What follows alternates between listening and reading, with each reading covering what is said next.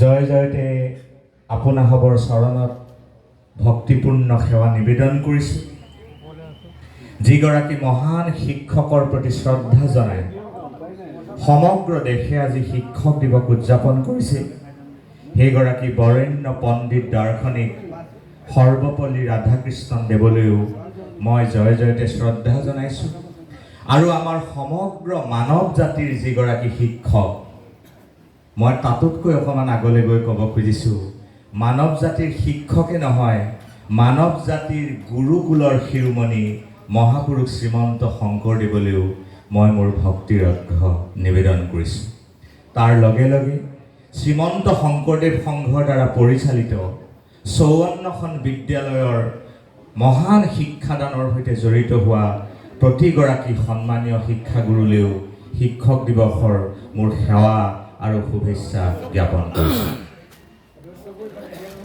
ইতিমধ্যে আজিৰ সভাখনৰ যি উপলক্ষ্য, সেই সম্পৰ্কে প্ৰায়খিনি কথা ইতিমধ্যে আলোচনা হৈছে। মই বৰ দীঘলীয়াকৈ কথা ক'ব খোজা নাই, কেইটামান কথা মাত্ৰ বাছি ১৫-২০ মিনিটমানৰ ভিতৰতে মোৰ কথাখিনি সামৰাৰ এটা পৰিকল্পনা কৰিছোঁ। মই ইয়াত বহি থাকোঁতে মোৰ মনলৈ এটা বৰ ধুনীয়া কথা আহিছে, মই কথাটো কৈ ল'ব বিচাৰিছোঁ। এই কথাটো কৈছিল মহামানৱ মহাত্মা গান্ধীয়ে। গান্ধীজীৰ সেই বিখ্যাত কথাষাৰেৰে মই মোৰ কথাখিনি পাতনি মেলিব খুজিছোঁ। গান্ধীজীয়ে কৈছিল, এজন মানুহৰ দুবাৰ জন্ম হয়। কথাটো মন কৰিব, এজন মানুহৰ বোলে দুবাৰ জন্ম হয়। বোলে কেনেকৈ? এবাৰ জন্ম হয় পিতৃ আৰু মাতৃৰ কোলাত, এইটো প্ৰথম জন্ম। আৰু দ্বিতীয় এটা মানুহৰ আচল জন্ম হয় গুৰু বা আচাৰ্যৰ সান্নিধ্যত, এইটো মানুহৰ দ্বিতীয় জন্ম। এগৰাকী শিক্ষাগুৰুৱে, এগৰাকী আচাৰ্যই মানুহৰ সেই দ্বিতীয় জন্মটো দিয়ে। সেইকাৰণে ভাৰতীয় পৰম্পৰাত শিক্ষাগুৰুৰ স্থান ইমান উচ্চ নহয়, ইমান মহৎ পৰ্যায়ত, ইমান আৰাধ্য স্থানত শিক্ষাগুৰুসকলক ৰখা হয়। আজি এই পবিত্ৰ মুহূৰ্তত সেই শিক্ষাগুৰুসকলকো মই শ্ৰদ্ধা জনাইছোঁ। স্বাভাৱিকতে শিক্ষা আৰু শিক্ষক এই দুটা শব্দই আজিৰ দিৱসৰ গোটেই তাৎপৰ্যটো সামৰি লৈছে। মোৰ এষাৰ কথা মনত পৰিছে, ২০০৯ চনৰ ১৫ এপ্ৰিলৰ কথা। তেতিয়া APJ আব্দুল কালাম ভাৰতৰ ৰাষ্ট্ৰপতি হৈ আছিলে। তেওঁ মুম্বাই চহৰৰ এখন বিদ্যালয়ত তেওঁ এটা বক্তৃতা দিবলৈ গৈছিলে। তেওঁৰ বক্তৃতাটোৰ বিষয় আছিলে হোৱাট ইজ নলেজ, এটা বিখ্যাত বক্তৃতা। সেই বক্তৃতাটোত তেওঁ এটা বৰ হাড়গৰ্ভ কথা কৈছিল, যিটো কথাত আজিৰ গোটেই দিনটোৰ সাৰাংশটো তাৰ মাজত অন্তৰ্নিহিত হৈ আছে। তেওঁ কৈছিল যে নলেজ হেজ 4 কম্পনেণ্টছ, জ্ঞানৰ বা শিক্ষাৰ 4টা প্ৰধান উপাদান। প্ৰথমটো কৈছে তেওঁ সৃষ্টিশীলতা। সৃষ্টিশীলতা জ্ঞান আৰু শিক্ষাৰ প্ৰথমটো উপাদান। দ্বিতীয়তে এটা বৰ গুৰুত্বপূৰ্ণ শব্দ কৈছে, সেইটো হ'ল সদাচাৰিতা। এইটো কৈছে ছেকেণ্ড কম্পনেণ্ট অফ নলেজ, সদাচাৰিতা। ৩ নম্বৰটো কৈছে সৎ সাহস, এইটো কৈছে থাৰ্ড কম্পনেণ্ট অফ নলেজ। আৰু ৪ নম্বৰটো কৈছে অদম্য ওজস্বিতা।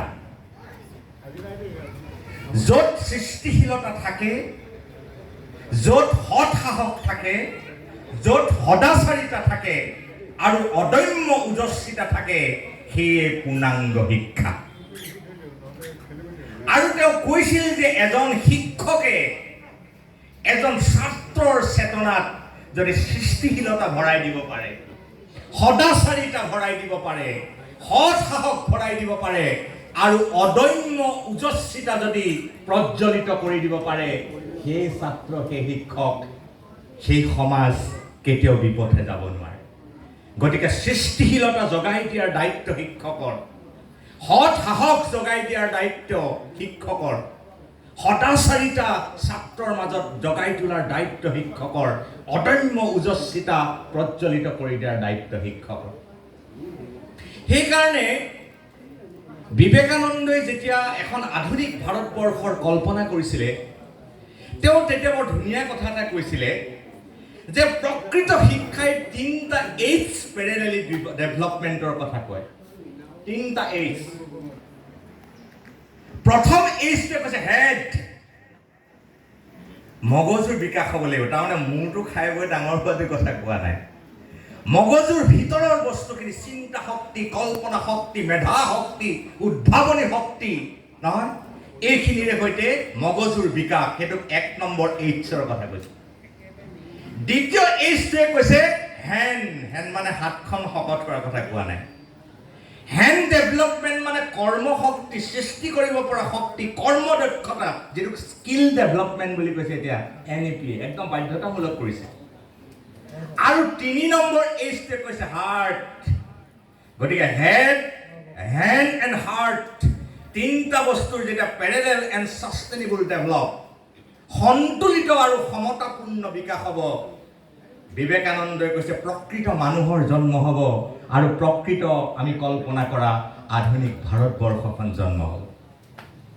আৰু সেইকাৰণে মহাপুৰুষ শ্ৰীমন্ত শংকৰদেৱ গুৰুজনাই, যাক আমি মানৱ জাতিৰ গুৰুকুলৰ শিৰোমণি বুলি কৈছোঁ, সেইজন মহান শিক্ষক মহাপুৰুষ শ্ৰীমন্ত শংকৰদেৱে 500 বছৰ পূৰ্বে মানুহক প্ৰয়োজনীয় মন আৰু মগজুৰ খাদ্য, এটা সুস্থ মনৰ কাৰণে, সুস্থ চিন্তাৰ কাৰণে, সুস্থ ৰুচিৰ কাৰণে মানুহক যি লাগে তাক দান কৰি থৈ গৈছে।